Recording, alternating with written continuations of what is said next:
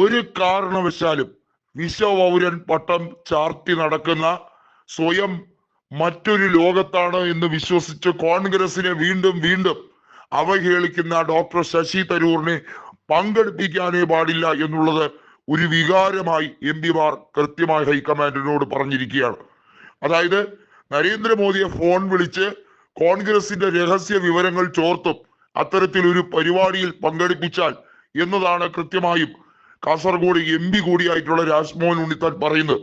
നിരവധിയായ കോൺഗ്രസ് പ്രവർത്തകർ അഭിമാനത്തോടെ അവരുടെ ചോരയും നീരും നൽകി ആ പ്രസ്ഥാനത്തെ കെട്ടിപ്പടുക്കാൻ ശ്രമിക്കുമ്പോൾ കോൺഗ്രസിലേക്ക് 2009 കടന്നു വന്ന വിശ്വപൗരൻ ഈ കോൺഗ്രസിന്റെ എല്ലാ ആനുകൂല്യങ്ങളും വാങ്ങി ഒടുവിൽ ഇപ്പോൾ രക്തസാക്ഷിത്വം വരിക്കാൻ വേണ്ടിയുള്ള ശ്രമമാണ്. അതായത് കോൺഗ്രസ് തന്നെ പുറത്താക്കി എന്ന ഒരു ലേബൽ ഉണ്ടാക്കി BJPയിൽ നിന്ന് പരമാവധി സ്ഥാനമാനങ്ങൾ നേടിയെടുക്കാനാണ് ഡോക്ടർ തരൂറിന്റെ നീക്കം. സുനന്ദ പുഷ്കറിന്റെ മരണവുമായി ബന്ധപ്പെട്ട ദുരൂഹതയിൽ ശശി തരൂറിനെ ഏറ്റവും കൂടുതൽ കടന്നാക്രമിച്ചുകൊണ്ട് രംഗത്ത് വന്നത് BJP നേതാക്കളാണ്.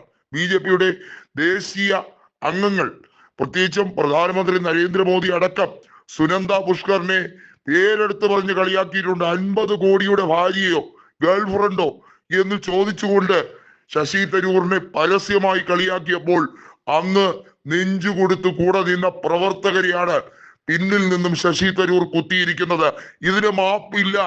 അദ്ദേഹം മാന്യമായി പടിയിറങ്ങി പോകുന്നതാണ് നല്ലതില്ലെങ്കിൽ അടിച്ചു പുറത്താക്കേണ്ടി വരും എന്ന കൃത്യമായ ഒരു വികാരമാണ് MPക്കാർ മുഴുവനായി പറയുന്ന ഒരു സാഹചര്യം. നമുക്കറിയാം ശശി തരൂറിനെ 2014 തോൽപ്പിക്കാൻ BJP നടത്തിയ നാടകീയ നീക്കങ്ങൾ അതൊന്നും ആരും മറന്നിട്ടില്ല. സുനന്ദ പുഷ്കർ മരണവുമായി ബന്ധപ്പെട്ട വിഷയത്തിൽ വിവാദം ഇങ്ങനെ കൊഴുത്ത് കത്തി നിൽക്കുന്ന സമയമാണ്. ഏത് നിമിഷവും തരൂർ അറസ്റ്റ് ചെയ്യപ്പെടാം എന്നുള്ളതായിരുന്നു BJP മാധ്യമങ്ങൾ മുഴുവനായി പടച്ചുവിട്ടത്. അവരുടെ പത്രങ്ങളിലും RSSന്റെ മുഖപത്രത്തിലുമൊക്കെ കൃത്യമായി തരൂറിനെ അറ്റാക്ക് ചെയ്യാൻ ഏതൊക്കെ വഴിയുണ്ടോ അതൊക്കെ ശ്രമിച്ചു നോക്കി. ഇപ്പോഴിതാ ശശി തരൂർ പറയുന്നു, രാജ്യമാണ് ആദ്യത്തെ തന്റെ പ്രാധാന്യം, അത് കഴിഞ്ഞേ ഉള്ളു പാർട്ടി എന്നുള്ളതാണ്. രാജ്യത്തിന് വേണ്ടി, സ്വാതന്ത്ര്യ സമരത്തിന് വേണ്ടി ശക്തമായി ചോരയും നീരും കൊടുത്ത പ്രസ്ഥാനത്തിലുള്ളവരെ അവഹേളിക്കുന്നതാണോ രാജ്യധർമ്മം എന്ന മറു ചോദ്യമാണ് കോൺഗ്രസ് നേതൃത്വം ചോദിക്കുന്നത്. AICCയുടെ വർക്കിംഗ് കമ്മിറ്റിയിൽ പുതിയ അംഗങ്ങളെ സെലക്ട് ചെയ്യുന്നതുമായി ബന്ധപ്പെട്ട കാര്യങ്ങളിലേക്ക് കോൺഗ്രസ് കടക്കുകയാണ്.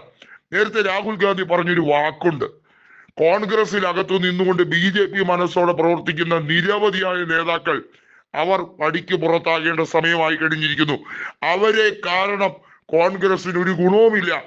അവർ ഒഴിഞ്ഞുപോയി കോൺഗ്രസിന്റെ MPമാരോ MLAമാരോ വലിയ തോതിൽ കുറഞ്ഞാലും വേണ്ടില്ല, കുറവുള്ളവർ അവർ സത്യസന്ധരാണ്.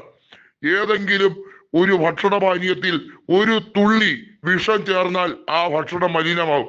അതുപോലെ കോൺഗ്രസ് മനസ്സുള്ള പ്രവർത്തകരുടെ ഇടയിലേക്ക് വിരുദ്ധ ചേരിയിൽ നിൽക്കുന്ന ഒരു വ്യക്തി, അതായത് ആ പാർട്ടിയെ തകർക്കാൻ ആഗ്രഹിക്കുന്ന ഒരു വ്യക്തി ഒപ്പം കൂടെ ഉണ്ടെങ്കിൽ കോൺഗ്രസിലെ നിർണായക നീക്കങ്ങൾ ഒന്നും തന്നെ എടുക്കാൻ കഴിയാതെ പോകുമെന്ന് വ്യക്തമാക്കി കൊടുക്കുകയാണിത്.